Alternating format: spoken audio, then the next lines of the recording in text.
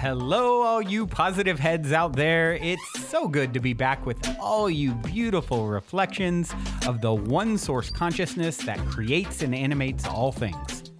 If you're new to this podcast, of course, we are super happy to have you here, and we just ask that you bring an open mind and heart to your listening experience and to be prepared to explore vantage points that I'm convinced will help shift or solidify your current understanding of the ultimate nature of reality in a way that is extremely empowering. Speaking of exploring powerful perspectives, I'm super excited to announce the release of my very first book, The Golden Key: Modern Alchemy to Unlock Infinite Abundance.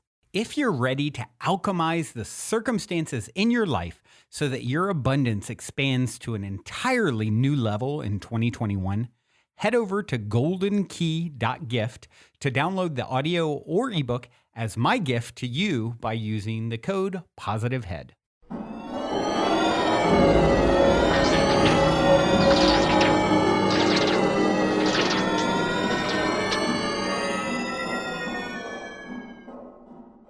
All right, all you positive heads, on this week's powwow episode, I am very, very excited to have Matt Kahn here with me on the show. Matt is a spiritual teacher, empathic healer, best-selling author who has garnered quite a following with his profoundly insightful and empowering perspectives on the ultimate nature of reality that have really struck a massive chord among truth seekers all across the world. Been looking forward to this for quite some time. Matt, thank you. Welcome to the show, my friend. Thank you for stopping by. Well, thanks for having me. It's truly an honor to be here with you, Brandon. All right. Well, let's dive right in. I'm going to be completely, utterly predictable. I always start with the same question and end with the same question. You're in an elevator. The woman next to you looks over, says, "What's your passion?" You have 10 floors to answer. What do you say? My passion is serving the hearts of all. I truly, the work that I do, even though it's an expression of God-given intuitive abilities that I've developed over the years, what allows me to do what I do and to do it to the depth that I do it is because I truly love serving humanity. I love serving the evolution of every heart. And in my experience, the evolution and well-being of every soul is as important to me as any relative or member of my family. Beautiful. Beautifully said. Well, let's get a little background into that before we dive in. You have a great new book that's just about to be released, and I want to really dig in and get some Cliff notes or some Matt notes directly from the source. But before we do, maybe you could give us a little background. I love stories. I love good stories. And we're going to touch on a synchronistic story or something to that effect, positive paranormal story, maybe at the end of this episode. But to start out, I really like to get a feel for how did you end up on this unique path? Can you tell us a little bit about your background? Yeah, of course. So throughout my life, from a very early age, I had experienced what I now call vibrational codependency. And what that is, which affects so many of us around the world, is when you are not able to decipher the difference between your emotions and the feelings of others. And in fact, from a very young age, my confusion was I could feel the emotions and unresolved emotional debris of other people, and I thought that was actually their opinion of me. So I kind of walked around my childhood thinking no one really liked me and would constantly work to cheer people up because only when they were happy did I feel accepted by them. And so that was quite mysterious and confusing and rather painful. And as this was occurring, from a very early age, I think I may have been 8 years old, I had a really vivid experience where I went to sleep one night and I thought I was dreaming. And I found myself in the most amazing garden where the colors and hues of the garden and the flowers of this garden were so vibrant, were so rich that it was literally overflowing with the vibration of love. And I remember not knowing where I was, but I felt totally safe to be there, which for me was a very different experience. Especially as a kid who was so sensitive like I was basically afraid of everything. So here I was held in this energy of love that I'd never known before. And I saw this field of flowers that were as tall as my waist. And I felt my 8-year-old body moving through the field of waist-high flowers. Simultaneously, I also realized I was hovering above the flowers watching myself. And I couldn't explain this, but the love was so intoxicating, it almost didn't matter. And as I was floating above the field of flowers, I saw in front of me a being floating above the flowers as well, with a white robe, dark hair, and a beard. And I didn't know who the being was, but there was a deep sense of kinship and familiarity. And as I looked at this being, I started automatically floating towards the being. When I got about 5 feet from this being, it was just this pure white light flowing out of their eyes. And for some reason in that moment, what I thought of like in really scary horror films where people kind of roll their eyes up into their head. And that thought broke the state of the experience. I then fell through the garden. I fell through the sky. And only when I crashed back into my body did I realize I had left it. And as I woke up sweating and shaking, I saw that same being from the garden in my doorway, outlined in this chalky white energy. And as I looked and he motioned me towards him, he disappeared. And it was from that moment that I was put on a spiritual path. I remember telling my friend about this vivid experience, and I was in his living room and they had a painting of Jesus on the wall. And I said, that's the guy I met. And my friend laughed and said, Matt, you didn't meet Jesus. And I said, no, I don't know. Because I didn't know Jesus. I was raised Jewish. I said, I don't know who he is, but that's who I met. And it was from that experience where I had this peripheral sense of angels and guides walking with me. And I would know things like, well, these are my angels. And I wouldn't even know how I would know that. I just all of a sudden would have these random moments of confident knowing that just kind of came out of nowhere, but it felt more true and more right than anything I had ever learned in a book. And as I started trusting this and going through adolescence, it was about in my mid-20s where the angels and guides that I'd felt around me started speaking to me. And every day I'd meet a different guide. I'd sit in my bedroom, have conversations about the universe, and it would be attuning my intuitive abilities and really refining my abilities in a really profound way. And then one day I'm in a grocery store, and instead of these guides just talking to me like they did, they would deliver me a message and say, can you deliver this message to the person over there in the produce aisle? And the feeling was, if I don't deliver this message, I'm going to have a heart attack. And so I'd have to go over to someone and say, look, you don't know me, but I'm being instructed to tell you X, Y, Z. And they would have a huge epiphany. It would be a huge healing. I have no idea what I just did, but it totally worked and it helped that person. And I was simply guided throughout my life to keep doing this. And then I was guided into a spiritual bookstore, was guided to take a psychic development class. And on the third week of the class, they asked me to teach it. And I had no idea what was going on, but I was just following the insights that whatever I was instructed to do, I would just do it. And when I would do it, the most miraculous things would unfold. And it's literally as if my life path, a path I never knew existed, a path I never even knew I would be a part of, has literally unfolded around me. And all I've done is just trusted the gut instincts that come to me almost like the silence of wind.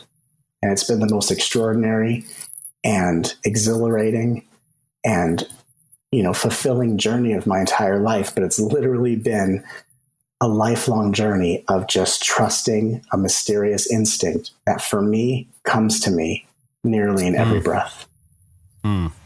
Wow, that's quite powerful. And Matt, what instantly comes to mind as you tell me that is the guy or gal out there who's listening and thinking, well, lucky for Matt, he had this incredible experience to sort of lead him on his path. Well, I'm not getting these sorts of messages and these urgings to, follow anything. And maybe that's why my life isn't as miraculous and exciting and beautiful as his.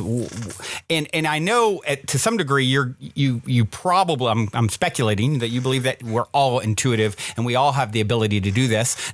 Just like we all have the ability to shoot a basket, but we're not all meant to necessarily be LeBron James, right? Yeah. So what do you say to that person who, is hearing this and thinking, wow, why can't I have that? It's a very interesting phenomenon. You made a great analogy with the LeBron James analogy. we all have these abilities. All the abilities I have is within every human being, and every human being's at a different stage of their development of really honing these abilities. And one day I was thinking to myself, God, how come it seems like this is happening for me and it doesn't happen for other people? And then the universe gave me a vision. And what I saw is that we all know, or we have at least heard of the idea of incarnations, where we are born in this lifetime as this name, as this character with roles and goals and ambitions, and maybe we've had past lives and future lives. But there's something that I was taught that's called meta-incarnation. And what that adds to the conversation is that meta-incarnation is a word that refers to this is not the first time that you have actually incarnated into this particular body and with this particular name. So, for example, I'm experiencing life as Matt Kahn, and my intuition is always telling me what I need to do and where I need to go. And what if what intuition actually is that I've incarnated and played Matt Kahn in so many different timelines that what we call intuition is just my soul reminding me of the difference I came to make in this particular timeline. And so for those of us who are watching someone in my position and saying, how come I'm not doing that? It's because the awareness of someone like me who is demonstrating these abilities or serving so many people on a high level, the more aware you are of someone demonstrating that, it's almost like a sneak preview of the universe saying you're being prepared to play this role in another lifetime. Now, it doesn't have to be a different, future lifetime. It could be that at the end of this lifetime, you're going to actually live the same life again, but from a different timeline perspective.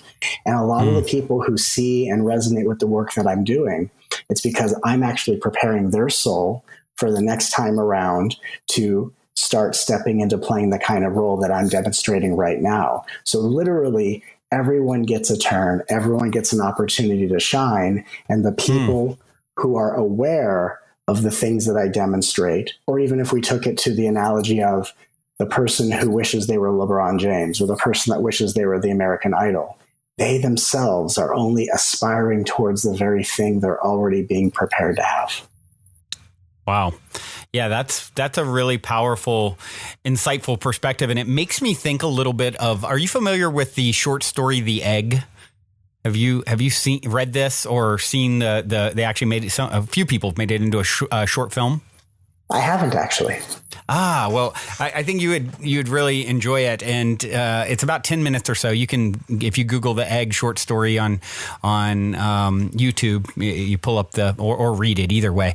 But basically, it just shows this guy and he dies, and then basically he finds out it's only him, and and then it's him and God, and they say, well, we're the only ones here, and you are experiencing. It's all you. There were no others the whole time. And then, basically you're going to come back, and this time you're going to live as a Chinese woman in the 1400s. And, she basically goes through this whole thing, and he starts questioning her. He goes, hold on. So I was Hitler and all the people that he killed. So I was, and he basically comes to the realization, and the end of it is, after you've been everyone and everything, then you'll have grown enough to be born. Like, that's sort of the beginning. And I find that such a powerful way to think about this whole multiple timeline and multiple, versions, and how we interact with all these other versions of ourselves. So the way I kind of envision it is, if we split off from source at some point, and then we take on, I'm playing the avatar, the character that is Brandon Beecham in this particular role. But at some other point, I've maybe stepped into the avatar that is Matt Kahn. I've stepped into the avatar that is everyone else. And I think that's such a fascinating, way to just look at it. And as someone who is so, tapped in on this level, I'm curious what your thoughts are on how the structure is really structured. Well, it's interesting because, and I just go by what drops into my intuition as we're speaking.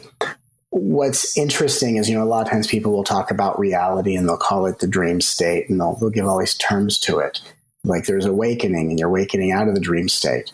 But what if this lifetime, what if the reason why some of it's so painful, what if the hint of life being a dream is that this lifetime that we're in is actually a practice round?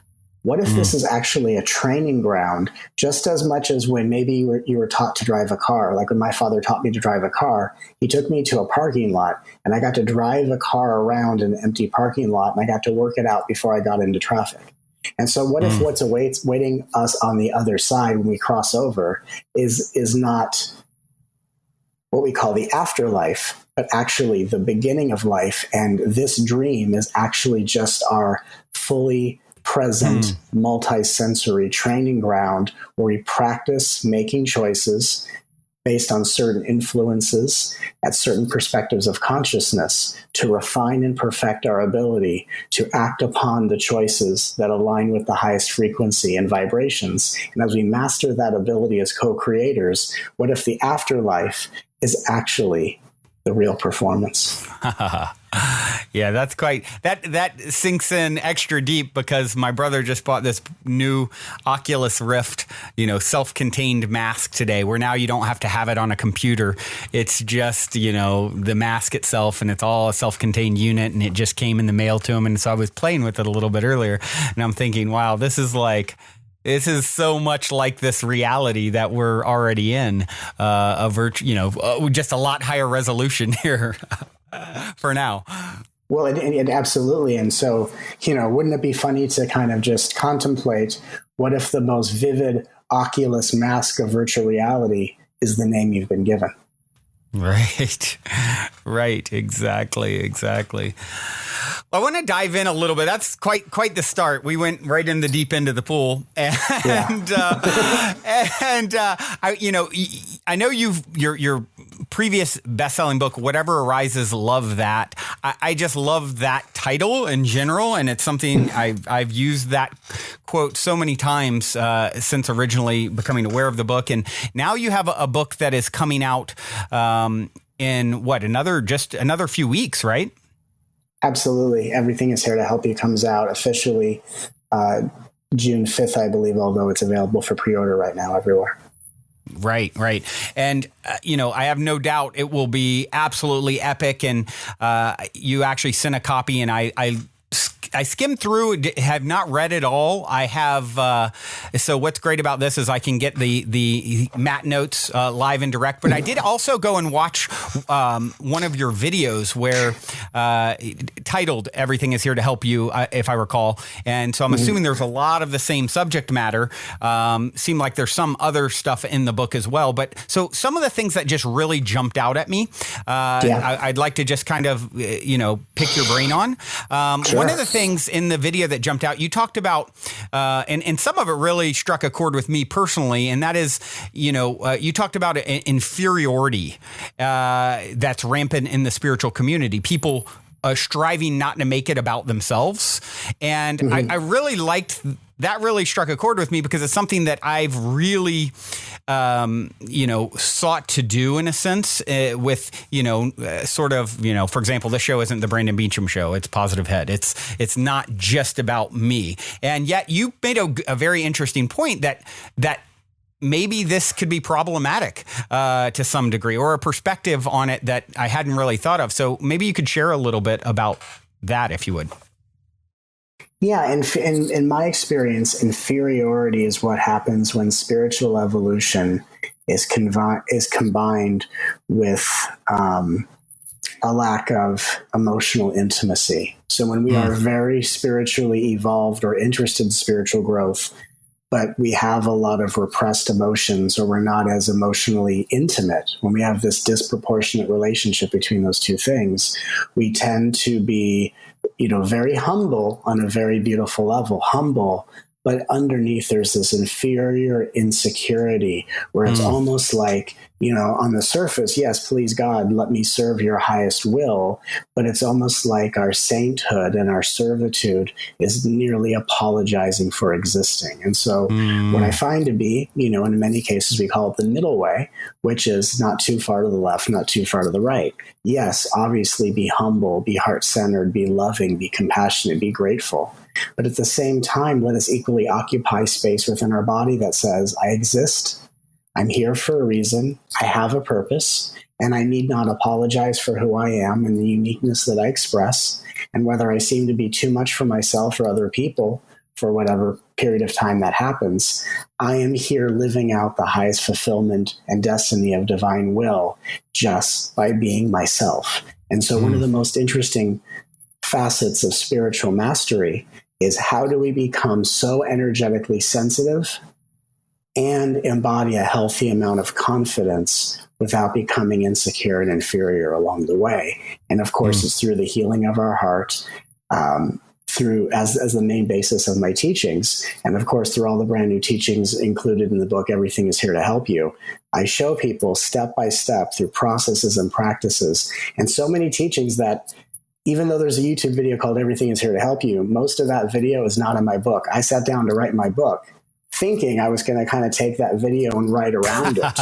And I sat down and I would write chapter after chapter. And I kid you not, every time I was done, I would stand up and I would scream, because I was writing things I'd never heard before. And I was putting it in a way where I felt in every fiber of my being, I am capturing lightning in a bottle. The universe has chosen me to bring through the most incredible book I have ever experienced. And I would say that even if I hadn't read it. So for me, this book is an opportunity for spiritual beings to stop apologizing for existing, to shift out of the confines of ego and into the illuminated presence of our soul, but to make that shift in the most loving and heart-centered way so that we can stop apologizing and start living the life that we were born to live. Wow. Yeah, that's super powerful. And, that's something here as I look at sort of some of my notes and things that really jumped out from watching that video. And then also the book, it's like they're sort of different topics. So, but they're all so good. So, so I'm going to try and cram in as much of it as we can here. And one of the other things that really jumped out, and by the way, thank you for that. I definitely feel like that's something that I've really tried to find my path with, is bringing humility, but also, like you said, not owning it as well. It's both are important. Right. And I think maybe because as a child, it was like, and within my family, it's like I've heard a lot about my ego or, being so overly confident. So it's like almost as I approached this work, it was like, okay, it's almost like overcompensating. Right. Mm-hmm. And so as you said, the middle ground, like a healthy balance, as with all things, it makes a whole lot of sense. Well, and sometimes in our family, not all the times. I mean, sometimes you're raised in a family where you're learning about ego because you're being raised by a more conscious parent, and they're just teaching you about consciousness and conduct and alignment of choices and values, which are all very important things to learn as being human beings. I mean, spiritual evolution cannot disqualify us from being thoughtful human beings. And I know, sometimes I know that gets overlooked quite easily. So let it be known as a cosmic rule of thumb that self-realization and enlightenment does not disqualify the fact of being a nice, well-adjusted human being. But oftentimes in families, what happens is that the ego of a parent feels subconsciously intimidated by the power and light and uniqueness of their child. And if that child is radiating a presence that is bigger than the disempowerment of the parent, it's almost the parent trying to rein in the child by saying, hey, I'm the big energy in this family. I'm the alpha male. I'm the leader of the pack. And it's a very strange way of being disempowered by the parent of an ego. And as children, we internalize that as, oh, I'm being too big, or if I let my bigness out, I'm going to hurt someone, or it's going to be too much. So we learn in a weird way, or we misunderstand, or we associate playing small as a gift of space for others, when in really playing small is withholding from the world the light that we came to shine for the evolution of every human being. Yeah, that makes a lot of sense. Very, very powerful. And speaking a little bit more about the perspective of a child, another thing that really jumped out was you were talking about stories and how you wouldn't tell a child to, that's hurting about something. If someone took their tricycle and they're crying, you wouldn't say, "Oh, that's just a story, drop it." And I thought that was really powerful and insightful too. Could you speak to that? Yeah, it reminds me of a different teaching I did. Again, every day I download brand new teachings. I mean, I have so many teachings and not enough time to write the books that are flowing through me. So, right. But I had a teaching that I did at a retreat I recently did, and I taught the 3 most unsuspecting ugly words. Like, there's a phrase containing 3 words that is not profanity, but it's the 3 words that have probably damaged a lot of us the most. And those 3 words are, get over it. Right. And just like when in your example, you wouldn't look at a child who is crying over the loss of their tricycle and say, "Oh, that's just your story. You're just in your ego. Oh, that's ephemeral. It comes, it goes." You wouldn't try to use spirituality in that kind of dogmatic way. Hopefully, when we're talking to a child. And for a lot of us, the words that have really stained our hearts the deepest is a phrase like "get over it," or when we're with a parent who doesn't have the patience and tolerance to help us through our process.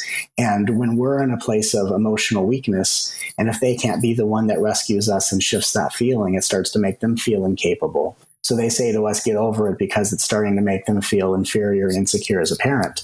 And those words, along with things like, "Oh, honey, that's a story," all these disregarding phrases that, doesn't give a child the permission to say, "You know what, your experience matters. The tricycle as an adult may seem ridiculous to me, but to you, it's your entire world."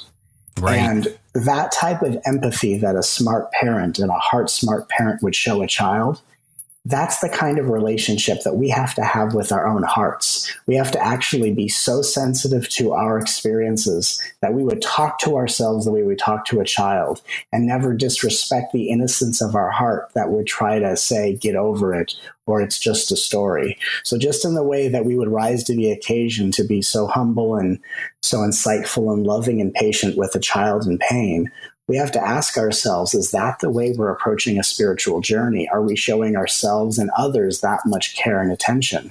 And that's the kind of instinct that occurs when you're embodying the light of your soul. And of course, that only occurs through the process of opening your heart. Yeah, beautiful.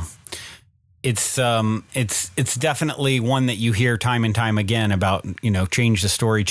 And you even go so far as to say, not only give someone permission to be there. I think of my friend Chris Jackson, who always says permissionary. You become a permissionary. I love that. Isn't it good? And you have also a right to be frustrated and angry. Yes. And how this is something in the spiritual community that also where we're like, okay, I'm spiritually minded. Anger is not something that happens, or frustration. And it goes right along with this. Actually, you've pointed out in the video that I was watching, you were saying, well, actually, maybe this is how you're working through those energies. This is the path to overcome becoming frustrated or angry, is to actually experience it fully. And I think that is a really important point too, especially as someone who is very fiery, has lots of energy. And the upside of that is a lot happens. I get a lot done. The flip side of that can be agitation or frustration. And so, I think that's a really, really powerful point that you make. Thank you. And I would totally agree, especially because if we were to look at a lot of, some of these old spiritual paradigms, and again, when I say old spiritual paradigms, it's not like it never should have existed. It's just we're now at a period of time where the textbooks need some drastic updating. Right. And so if we're going to talk about get over it, or, the catchphrase of let it go, or, all the things where people are basically confronted by a difficult emotional experience and they're going to try to bypass their way out of it or reframe it. basically what we're saying to that experience is that there's no redeeming value for this experience and that it is only manifested into time and space for me to throw it away. And of course, we know as we continue to awaken that everything has a specific purpose. It was never created by chance. It was created by a very smart and wise intelligence. And so if an intelligence has created everything, including ourselves, which we are that intelligence, then there must be a rather intelligent reason why these things are happening. And so could it possibly be that I'm only confronting the very difficult emotions to actually become aware of the experiences that I judge? And can I actually take the time to see that I might be brimming with spiritual insight and I might be a wise master on certain levels, but the real measurement of how much of a master we are is our relationship with our feelings. Are you allowing yourself to be frustrated when it arises? When you're frustrated, do you blame yourself for indiscretions of past lives, or do you wonder why the people in your life caused you to feel this way? Or do you say, wow, people can only remind me of the thing that's already inside of me, and thank you for triggering in me what gives me a chance to deepen my relationship with this feeling? I may not like frustration, I may not like anger, I may not like sadness, and I certainly may not like depression or loneliness or boredom. But can I see that every time life triggers it inside of me, it's a chance for me to have a more intimate and unconditionally loving relationship with those emotions? And that's an insight that we have once we begin to see that everything is here to help you. Yeah. Yes. And, to go along with the idea of everything is here to help you, everything is, happening for you, not to you. Right. Faith. You talk a lot about being the mantra of the universe, and that is just like the way you just continue to bring it back to everything's always working out. I think you said in spite of all of us, in spite of these pitfalls, and I love that. It's so good. Thank you. It's sometimes I phrase things in a way just to kind of make a drastic point. But when we talk about the universe is fueled by faith, what's the mantra of faith? The mantra of faith is, it is so. It is so is an affirmation that the highest truth that could only conspire in my highest favor and evolution is. I don't have to know why it is. I don't have to know what it is. I don't have to know where it is or when it is. I don't have to worry about those details. When we're an ego, we have to figure out and answer all those questions before we can say it is. When we are the light of the soul, all our job is to literally be the affirmer of faith. Our job is simply to say, it is so. And when you say it is so, life knows you're ready to be guided and shown what is. So our job is to say, it is so. I welcome my adventure, and whatever arises within me is only going to make me a better expression of my highest divine potential. And at that point, our surrender allows us to be guided into the unknown, into realities beyond our wildest imagination. When instead of trying to figure out when, why, where, and how it's so, our job is simply to step into the trajectory of faith by affirming it is so. And it's at that point where we stop trying to figure out the mystery and we become the mystery that we've been yearning to explore for so long. And back to the video game, the idea of it being, we're in a simulation and we're here learning, the idea of it being a video game, that actually that is the end. That's how you win the game, is learning faith. And if it all worked, and if it all worked out for you, exactly the way you wanted it to work out, you're saying, hey, this you wouldn't learn what the point of the game is. It's testing you to play the game properly. And just bringing that playfulness to it, I think is, it's like bringing levity to something that otherwise can seem so heavy. Like, oh, okay, this is how the game's played. Oh, okay. All right. This is happening so that I can learn faith. I know what's going on here. I think that really, really is a powerful thing to apply. I totally agree. And just to kind of keep with the video game analogy, what if the object of the video game is not to have faith, and then if what you want turns out to be, then having faith in it and it manifesting means you won the video game? What if it's the realization that whether you actually get what you want or not, that would never have guaranteed your happiness. The real guarantee of happiness is taking the time to have faith in a force, an intelligence, and a love greater than your individual will. Again, that which is greater than your individual will happens to be the deepest truth of who you are, but we're here in these bodies playing this out, and we're going through a process of awakening. So what if it's not a matter of I had faith and I got what I wanted, so I won? The real winning is saying whether I get what I want or not, that thing that I desire is not guaranteed to make me happy at all. My true abiding permanent happiness comes from having faith in that which is greater, more loving and wise than my individual will, and just having that surrendered will in that force, no matter what comes or goes, is what allows us to abide in the triumph of true happiness. Yeah. Basically, I'm going to enjoy the party before the party begins. And even if the party doesn't show up, to add to that, what you're just saying there, even if the party doesn't show up at all, I'm going to enjoy the ride. I'm just going to trust this process and quit swimming upstream, right? Absolutely. If you get to Disneyland and the gates are closed, it's time to have a tailgate party.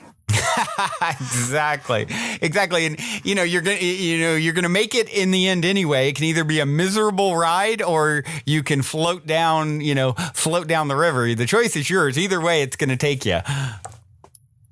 Absolutely. And I think one of the greatest misunderstandings we still have as human beings, and again, this might sound overly simple, but it's amazing how the ego can discount an insight as being too simple. And yet it can be the one thing that eludes the ego every single day. I mean, the most interesting thing is to have so many spiritually aspiring beings who have absorbed such high level teachings, but then are eluded by the simplicity of the fundamental essential laws of the universe. And one of the fundamental essential laws of the universe is that you only desire the things that you think are the objects that when having them are going to make you feel the way you want to feel. And what we learn in our spiritual path is that it's wonderful to have amazing gifts, abundance, success, fame, fortune, even at whatever level, whether popular in your family or popular on YouTube. It's wonderful to have the validation of your partner and to be loved by your beloved. These are all wonderful things. But inherently, those are not the things that make you feel the way you want to feel. The way you want to feel is a direct result to how spiritually aligned and heart-centered you dare to become.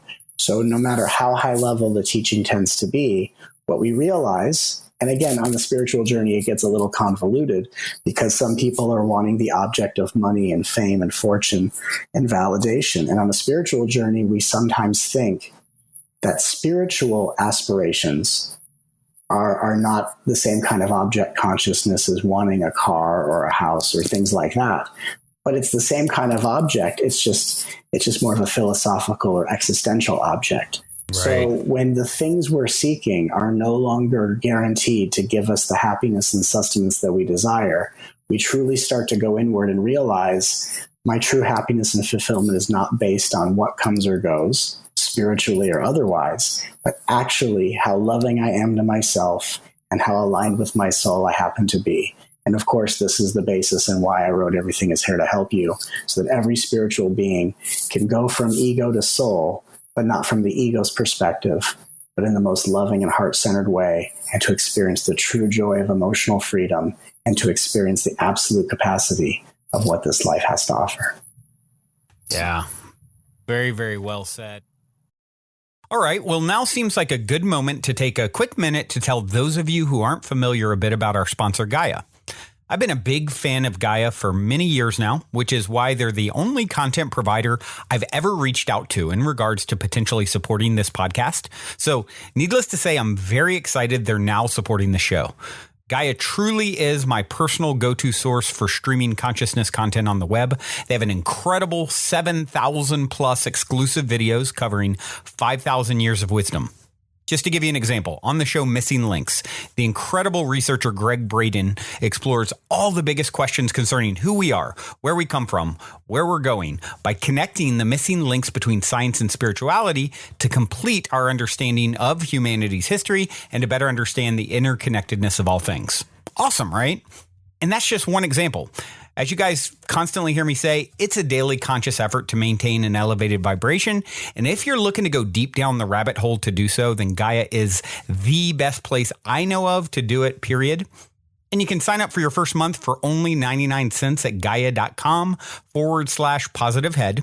That's spelled GAIA.com/positivehead. Check it out. You know, you touched on, the ego, and that's another thing, of course, we hear a lot about in the spiritual community. I like coming to all these, the big stories in the spiritual community and getting your unique perspective on some of it. So what is your take on the whole ego self? You hear some people saying, kill your ego. I personally feel it's something that needs to be integrated. It's like, it needs to be in its proper perspective and a healthy combination between your ego and soul. What is your thought on that? Well, in the beginning of Everything Is Here to Help You, I make a really interesting point and talk about how the fundamental misunderstanding of most spiritual paths is that ego and soul do have two different names, but because they're labeled differently, they're assumed to be two different objects. And that what the ego is the soul during its early stages of development and incubation.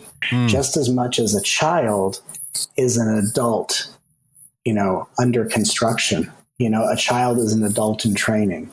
An adult, hopefully, is a fully mature, fully well-adjusted, and fully grown child. In the same way, an ego is just the incubation of that consciousness of the soul that is only being cocooned in human conditioning. So as it goes through its journey and awakens to its true potential, as the caterpillar dissolves and the butterfly is revealed, because we're also interconnected, your growth and your expansion is triggering growth and expansion within the cocoons of all beings. And so I think the fundamental oversight is, people are saying kill your ego or renounce your identity and, align with consciousness, as if they're two different things. Right. Instead of seeing that and you said it so well, integration, and I speak of integration of the ego quite often, is that the ego is something that gets integrated just like it's our inner child that gets healed in adulthood, hopefully.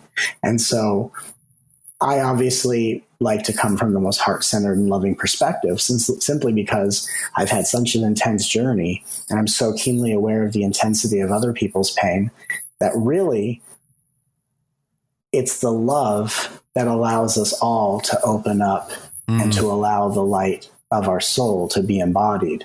It's the love that melts the edges of the ego. So, I'm not a real fan of these overly masculine type approaches, especially knowing that if you take a masculine approach to one level of realization, then you got to do the return flight and do the feminine. So if you're going to discard and if you're going to let go and push away and renounce, then the other side of it is facing, accepting, and embracing that which you've pushed away. So I like to teach a more integrated journey, a more complete journey. And I simply have found that when people learn how to be more loving with themselves, the conditioning melts so much quicker. And of course, if someone's interested in that kill the ego kind of mentality, what could only aspire to kill the ego but the ego itself? And so that's just the ego with a negative self-image, which is the worst pain in the world. Right. Wow. Yeah, that's insightful. It makes me think of something else I heard you say. Instead of working on yourself, love yourself. And that's right. That just lands like, we're spending so much time. I've got to fix myself. I've got to fix myself. What if you just love yourself right where you're at and understand the journey is the goal? It's like the softness that instantly comes. And I do feel that's a big part of what's happening on our planet, Matt, with, a lot of the spiritual awakening, if you will, that's happening is, and I had someone point this out to me one time. They were saying, now you look at a lot of the males, there's a lot more feminine energies that are, because we all have both, right? And there seems to be a healthier balance. Whereas I think of my grandfather, and literally, I don't know if you've ever seen City Slickers, that movie a long time ago with Jack Palance, like that. He looked like him. He acted like him. Like this guy didn't have an ounce of like feminine energy, or if it did, it had been like beat down deep. And, I feel like I'm pretty balanced. And, how do you feel like that's just sort of a natural thing that's happening? Would you agree with that? Or if someone maybe feels out of balance, how can they, bring out that feminine side of themselves to balance themselves out? Well, I think the reason why we're seeing so much more feminine energy in men in particular, I mean, what we're seeing is the feminine energy arising in the masculine, right? And let that feminine energy, which is the energy of both consciousness and creative self-expression, to allow that to temper some of the edges of the masculine shadow. And equally so, we are seeing the feminine rise back into equal power so that the feminine doesn't have to be repressed and suppressed and dominated, and all these interesting patterns that are going on. In fact, in the book, I remember writing about the integration of the masculine and feminine. And, as a channel, I sit there and just write what comes through me. And I couldn't even believe I spent like 20 minutes writing this thing on masculine and feminine. And I sat there with my jaw on the floor going, I don't know how I'm writing this. This is absolutely outrageous. And it's just it gives me chills when I think about it. But at this time in history, the feminine is balancing out the masculine so that the masculine can become the conscious expression of masculine power. And at the same time, the feminines are rising to heal the wounds in the feminine caused by some of the over-emasculated past experiences and atrocities. So we're living in a time where the masculine and feminine are kind of balancing themselves out. So if we find ourselves wanting to be more in our feminine, and like I said, some people would hear that and go, no, I'm the masculine, not the feminine. Right. Have you seen my muscles? Dude, I'm ripped. Look at my biceps. Exactly. Who needs feminine energy when you're shredded? But, and as a former bodybuilder many years ago, I could say that it's such an ironic thing for me to say that. But really, the balancing out. The balancing out is that the feminine energy is both consciousness, which is our spiritual aspect, and creativity, which is our inner artist aspect. So really what we're looking at is we balance out by being more spiritually receptive. And so what does it mean to be more spiritually receptive? It means no matter how I or anyone else is acting, I inherently respect that every being is an expression of divinity. And whether they're acting the way I want them to or not, I honor and respect that maybe they're going through a deep healing journey to the likes that I or they may not even know is occurring. So really, spiritual alignment is a propensity to respect the greater intelligence within a human being, whether running the show or stuffed way in the background. And the inner artist is just the ability to have some space in our life to creatively express ourselves. Like for me, my creative expression is, aside from writing, is cooking. And so I go to the store. I don't follow recipes. I just buy ingredients that resonate with me. And then I go home and I solve the puzzle and I make meals out of ingredients and I make magic. And that for me is my creative expression, my creative outlet. For some people, it might be writing in a journal. It might be, making jewelry. It might be dancing. It might be singing. But I think what's important as spiritual beings is when we get really entrenched in spiritual evolution, which is a beautiful thing, of course. I've dedicated my entire life to it. But when you are spiritually evolving, the deeper you go or the higher you go in consciousness, the more important it is to balance that spiritual expansion with some real world personal self-expression. Yeah. I made a joke at a retreat I was leading, and I said, never trust a teacher who isn't an artist. And I was joking, but I kind of wasn't. Because the truth is if you are a spiritual being who's not equally willing to be in your body and pick up some crayons with your child and doodle, or just on a sketch pad, just have the ability to take what is within you and manifest into tangible form without judging yourself, that's what we need to be really well-adjusted, balanced human beings. Yeah. We have to wake up, we have to grow up. And equally as we are spiritually expanded, we have to learn to be self-expressive. And so really it's just learning how to balance out the polarity so we can be the fullness of who we were born to become.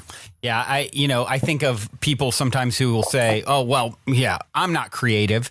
And I instantly think, hold on, what are we at our core? We are one with the source that creates and animates all things. What does it do again? It creates. That's the creator. We are the creator and created rolled into one. Like that's when I feel and believe that we're the most fulfilled is when we are stepping into that creator role. And for, a lot of people, it's been suppressed and they've been told that they're no good at drawing. When they were 7 years old, they brought that picture to the mean uncle or whatever who said, oh, this sucks. What happened in that moment? It's now repressed and still there. It's, whether it may not be drawing. The uncle may be right. Maybe drawing wasn't your thing, but it could be cooking. It could be, and really anytime you're expressing with joy, it doesn't really matter the outcome or what it looks like from a judgmental standpoint. It's like, it's the joy of doing it. And I personally feel you're spot on with that, everyone should look at, if you're not having some sort of creative outlet in your life, how can I tap into that part of myself that is really resonating with higher self? Absolutely. And it reminds me of a conversation I had with someone. And it was just, I said something quite ironic. And it's funny how the simplest things you can say can spontaneously wake someone up out of a belief. And they said to me, I'm not creative. And I said, but isn't that in and of itself the most creative belief?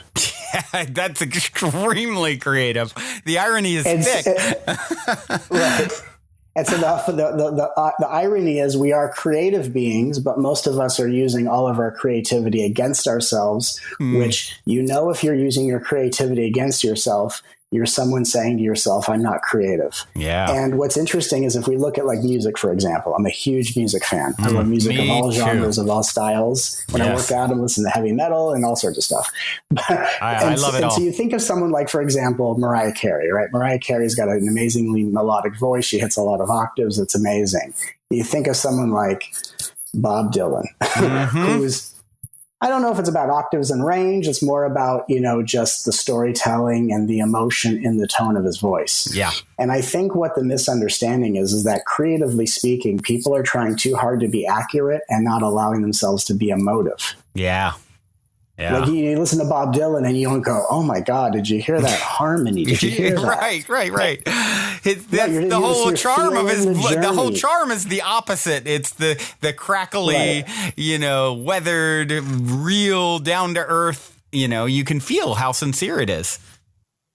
Absolutely. And that's really the role of an artist. The role of an artist is to be more honest and more emotive than the audience. And by bleeding on stage, the audience gives permission to tune into their repressed pain and to take the time to feel what they've stuffed away and suppressed. So the musician or the artist is really truly a healer who just uses universal harmonics and melodies to help people come to terms with the things they've been avoiding. Yeah. So when we think about our life's purpose, whether it's a spiritual role, a music role, or performance role, or just being a parent or whatever it is, instead of trying to be so perfect, instead of trying to be accurate, let's just be emotive. Let's just be receptive. Let's just be real. Let's not try to be too much like something we've seen. Let's not try to prove ourselves or overcompensate for the things in the past. Let's just be authentic. Let's just be emotive. And let's let the inner artist weave this tapestry of art throughout our lives. It doesn't have to sound pretty. It doesn't have to look incredible. It just has to be the most honest thing that wants to be birthed through you. Yeah, that's powerful. And being vulnerable to do that, to be willing to put yourself out there is, if you see someone being vulnerable in any way, it's hard not to. I don't know if I've ever seen anyone, when someone's being vulnerable, not all of a sudden have their heart cracked open, right? Absolutely. In fact, when I'm on stage, my intention, even though I'm letting it flow and I usually don't have an idea. I'm just going to talk and it's going to happen. My intention is twofold. And I always think about this when I go on stage. Like everyone has a different intention. And sometimes people, I remember in the beginning of my career, it was always like, let me bring through the highest teaching from the kabillionth dimension. And, I've grown so much in my journey. And now my intention is twofold. And my intention is, may I convey the most beautiful teaching and may I be more vulnerable than anyone who's attending this. Because if I can be more vulnerable, and it happens to be that vulnerability is one of my deepest strengths, and I live in an eternal state of vulnerability. I don't, I'm not living in a place where I'm always hurt, because as it turns out, always being hurt is because we're not fully committing to being vulnerable. Because if you're so vulnerable and always willing to be broken open, at a certain point, there's nothing to shut down to further break open in the future. There's just openness. So we're only broken open by life for the opportunity to remain open. And if we can live in a naturally open space, which happens through the process of awakening, we walk into a moment more vulnerable than anyone else around us. And that's when we become their liberators and transformers instead of their future victims. That's when you step into the role of the permissionary, right? That's right. Now, one of the things that you talk about in your new book that is a big one, dealing with the villains in our story, enemies, and how we can see them as spiritual allies. And, you also say, of course, forgiveness is easier said than done, but there's ways that you can do this more easily. And, I instantly think of a scenario in my own life with past business partners. And, it's something that I feel like I've moved into a state of forgiveness and understanding, that they're playing a story. Whereas my brother, who went through the same thing as my business partner, still really harbors a lot of pain and anger over it. And I'm always looking for creative ways to get him to see, you're drinking poison and expecting the other person to die. How can we see our enemies as spiritual allies? Well, let's take this idea of forgiveness, which this is a point I make in the book, is that, and I love always taking a teaching and figuring out a new way of teaching it. So what I find to be disempowering about the typical understanding of forgiveness is that you're turning towards the person who has done something unconscionable to you. And of course, through the eyes of compassion, they're living in a state of ego. They're not in their full consciousness. They probably didn't mean to hurt you. Of course, we all know that at a high level, but, we have to really honor our personal experience and not bypass it. And so part of the issue is when people forgive, they're turning towards the people that have done this to them. And they're on some level saying, I'm willing to think it's okay that what happened to me so that I can spare myself a future pain, which in and of itself is a very subtle but very obvious bypass. So how I like to teach forgiveness is that forgiveness is accepting the terms and conditions of your experience. Meaning, like you were saying in your example, you were betrayed by a former business partner. And just to use this as an example, what would be the emotion that you would say is associated to that betrayal? How does that feel in your body? It feels the emotion that anger. There's anger and sadness. It's sort of a cocktail of different things. Sure. Yeah, anger and sadness would be the first two that come up. So if we worked with that, so forgiveness is pardoning the character who brought your attention to the anger and sadness within you. So what if we were to kind of just, with imaginary scissors, let's just cut away the character who represents this betrayal. Let's even cut away betrayal. Let's just say this person in this situation brought my attention to the sadness and anger that was somehow within me. And now it's here for me to resolve. And my question to you is, what's the nature of sadness and anger when we're just facing what was already within us and we're no longer associating it to the past experience or that character? What is the nature of it when it's just on its own? Yeah, sadness and anger by itself, not associated to the incident and to the person, just that feeling. Does that change at all? Yeah, well, it does, because now you sort of own it instead of it, I guess, being put on you. It's something that you have to look at and say, well, if there's no other story attached to it, then it's mine. And which instantly makes me think, well, why am I carrying this? Exactly. And so the ability for you to say, this person just reminded me of the feelings that were already within me, by pardoning the character and pardoning the situation and just dealing with the emotion and your relationship with that emotion, that pardoning is the act of forgiveness. So forgiveness means I no longer associate my emotions, my pain, and my experiences with the environments, circumstances, and people that appear to trigger it. Right. Wow. Very powerful. Yeah, very, very powerful. So then, what would you say? Okay, so now someone gets to that point. They're there and they've pardoned the people surrounding it. Now they realize it's something that was just triggered or brought up within themselves. Right. But yet I still feel this, Matt. What do I do? It's a great question. So now we're dealing with just sadness and anger or any variety of emotion. When we are experiencing, like, for example, anger, when, in the book, Everything is Here to Help You, I explain the positive ways in which everything is trying to help us by seeing it all from the soul's perspective.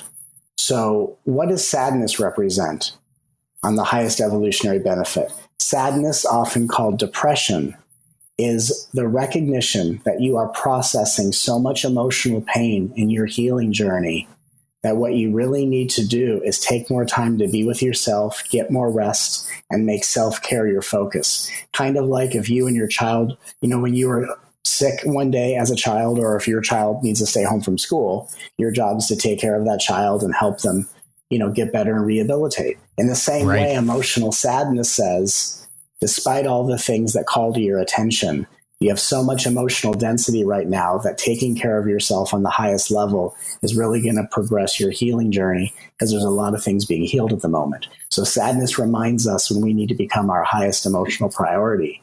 And anger is almost like a guard.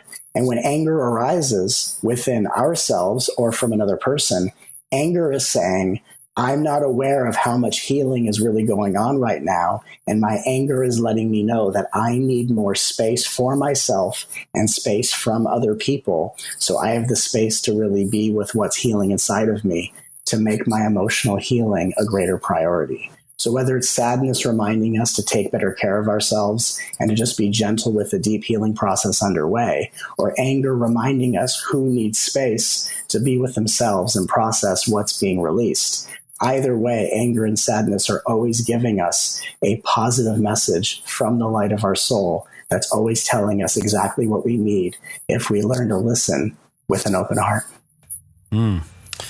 Beautiful, beautiful. Very, very, very powerful. And I'm looking here and I can't believe we've already, we're getting to the end already. It feels like it just began. There's so much juicy content and so many wonderful perspectives that you've shared. One last question, I have a couple questions here for you, and as we wrap this up, but one is, you talk about in the book also, accomplishing emotional freedom. Does this tie into what you were just saying with anger and sadness? How can we accomplish true emotional freedom? Absolutely. Emotional freedom is real. It's an experience that I've had for over 15 years, along with living in a meditative state called samadhi. It's real, but it's misunderstood. Emotional freedom doesn't mean you don't feel emotions. Emotional freedom means when emotions arise, my relationship with the sensations of emotions, whether it's positive emotions of joy or negative emotions of grief or sadness or pain or loss, that whatever emotion arises, emotional freedom is the reflection of how unconditionally loving my relationship is with my feelings. Meaning when we are emotionally free, every feeling is an ally, Every feeling is a helper. Every feeling is a message. Every feeling is guidance, just telling us and helping us understand how to take better care of ourselves. Emotions are just like the many side mirrors and rear view mirrors that we have in our cars that help us to avoid getting caught in blind spots. So when we are emotionally free, we are using all of our soul's highest tools and attributes for our evolutionary benefit and not thinking that anything's conspiring against us. So emotional freedom is really the relationship we have with our feelings, not whether or not we have feelings. Love that so much. As I mentioned at the top, I always like to ask a story of synchronicity, serendipity, a positive paranormal story. But as you sort of told your background story, it definitely had a paranormal element to it. Do you have any other? So I will technically let you off the hook because you tied in a great story there. But if you have any others that you care to share as we're wrapping up here, I love, I'm such a sucker for a good story like that. And if you have any others, would love to hear them. Absolutely. I mean, I experience synchronicities and serendipities literally on a daily basis. And every time it happens, it's always like the first time it occurred. It's always like, oh my God, how is this even happening? I know. So I was in traffic today. I'll give you the most recent. I was in traffic today and I was, thinking about my book launch, and my book is still in the pre-order phase where people can pre-order the book. And already the book in many categories on Amazon is a number one bestseller. And wow, I'm just sitting in the car. Thank you. I'm just, the pre-order campaign started like less than a couple weeks ago, and this is already happening. So I'm just sitting in gratitude and saying, thank you for all of this success, and thank you, universe, for choosing me to write this book through. And in front of me in a car, the license plate was 555. Now, the universe always speaks to me in numbers. 555 is an angel number that represents prepare for major miraculous change coming your way. And as I saw that, the car coming from the other lane, in opposing traffic towards me, its license plate was 555. Wow. And then I went, oh my God, it like intersected at the same moment. Like it was, six fives in a row, which is like, multiplying that message in such a profound way. And then I drove around the block to find a parking space and went into the coffee shop, got my latte, backed out of the car, and I was going to drive out of the driveway, and there was a car coming, so I let it pass. And the car that passed me was the same exact car that was in front of me 10 minutes ago, and it was 555 once again. Wow. And I would say the ultimate moral of the story is buckle up your seatbelt, Matt Kahn, because this is just the beginning of your miraculous ride to self-healing and being a conduit for, others to raise their consciousness. And I so applaud your work and appreciate you. What is the best way for people who want to follow your work to connect? Well, and by the way, thank you for saying that. I received that, and then I'm so grateful for all of what is happening.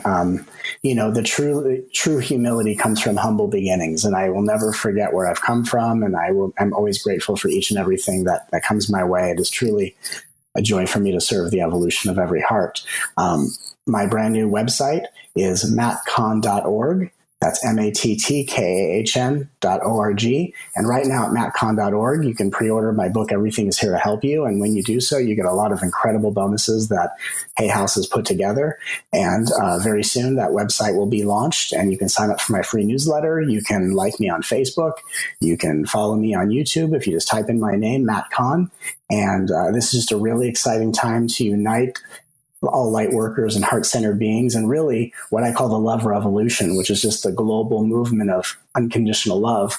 We are really stepping out of the shadows of inferiority. We're really stepping into the light, and we're really stepping out together so we can all support each other and shining as never before. So if you are ready to experience the deepest, most profound love, and you're ready to be a part of a global love movement, I invite you to go to mattkahn.org, pre-order Everything is Here to Help You, and join in the fun that we are all creating together. I mean, this is where everything really becomes so much fun, and it's so incredible to be a part of leading a movement that allows us to be heart-centered and loving, just as we are spiritually aware and wise.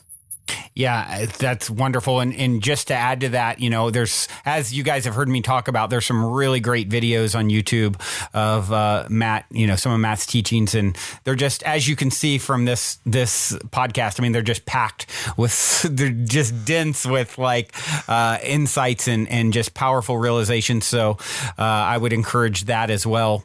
And I do have, Matt, one last question I'd like to leave you with. My predictable ending question. In 60 seconds or less, what is the meaning of life according to Matt Kahn? The meaning of life is the willingness to love as if you don't have another breath in your body.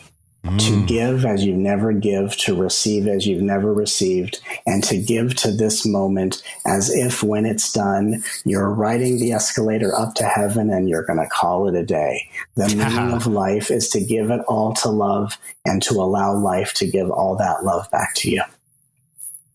So beautifully said. What a wonderful note to end this on. Matt, you are an inspiration, my friend. Thank you so much for being. And I look forward to connecting with you in 3D at some point. And until then, journey well, my friend. Thanks, brother. Many blessings. Also, before we sign off, I wanted to remind you to download the Golden Key audio or ebook as my free gift to you at goldenkey.gift using the Golden Key code POSITIVEHEAD. And please, if you enjoy my gift, leave a positive review on Amazon so others can find the book and unlock their lives with the help of the Golden Key as well.